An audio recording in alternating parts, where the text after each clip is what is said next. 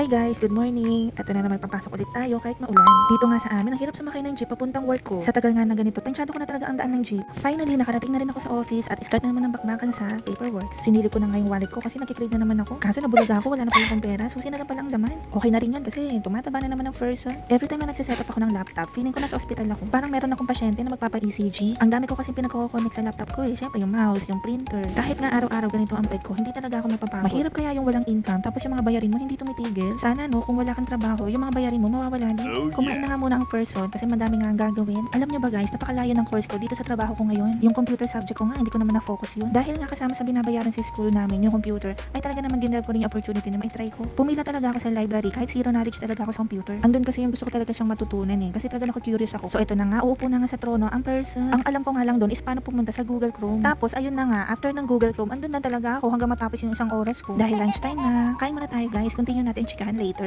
Mahilig pala ako sa mga gulay-gulay kahit araw-araw gulay. Okay, flex ko nga pala yung luto ni nanay, ang palaya. Sinamahan na rin pala niya ng nuggets and hotdog para mag-balance yung mga taba-taba ko. Alam nyo ba guys, pag mahilig kayo sa gulay, hindi yan na kailangan mag-vitamin C. Yan naman is based observation ko sa katawan ko. Napapansin ko kasi pag iinom naman ako ng vitamin C, doon naman ako nagkakasakit. May tinry kasi akong vitamin C, yung tinutunaw lang sa tubig. Ininom ko siya for 15 days. Tapos ayun, hanggang sa nagkasakit ako ng tuluyan. Kaya simula nun, hindi na talaga ako nag-take ng vitamin C. Talagang gulay-gulay na lang din ang kinakain ko. Okay, back to chicken na tayo mga beshi. Ay sorry, back to work pala. So ayun na nga, after ko nga matapos yung 1 hour ko sa pagko-computer doon, na wala naman ako napala. Hindi ko na talaga siya inulit girl, just ko nakakaya sa mga sumunod sa akin, wala naman nangyari. Hanggang sa bumili na nga yung kuya ko ng PC. Personal computer niya yun. Kumbaga ginagamit niya talaga sa school. Kaya nga nung wala siya sa bahay, binubuksan ko yung PC. Una kong ginawa pala doon is love letter. Nag-iingat din kasi akong gamitin yung computer na yun. Baka may mapindot ako at hindi na ma-open. Kumbaga mga basic lang yung mga kinakalikot ko doon. Eh di ba iba pa naman yung computer dati, may mga disk. Tapos ang sunod ko naman kinalikot-likot talaga yung mga cellphone. Yung mahilig talaga ako mag-explore. Kulang na nga lang maging technician na talaga ako. After ko nga sa unang report ko, nag-proceed naman ako sa mga expenses. Kailangan kasi ma-check mabuti yung mga amount nito para iwas abono. Kaya nga dapat pag ganito ang trabaho mo, dapat presence of mind ang meron ka. Kasi napakasakit talaga sa kalooban yung mag-aabono ka. Yung ibibili mo na lang na makain, eh mawawala pa. Hindi naman tayo perfect staff. Kaya minsan nag-aabono din ang person. Yun eh talaga hindi na nangyari kasi napakasakit sa kalooban. Dahil mag-alas 7 na pala, eto paghahanda na rin pa uwi. So ganito talaga ginagawa ko guys. Bago talaga umuwi, nag-rinse muna ako ng table ko.